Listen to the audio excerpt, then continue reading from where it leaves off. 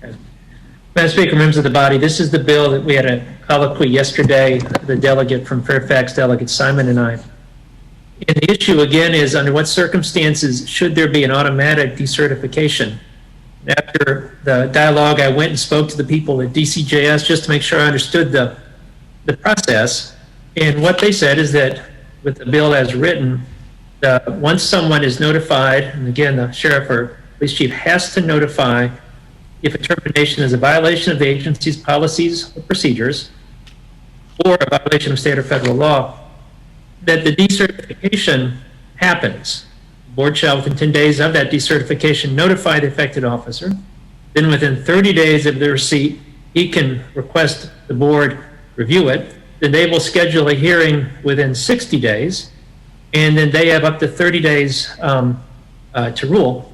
During all of those times, the officer is decertified.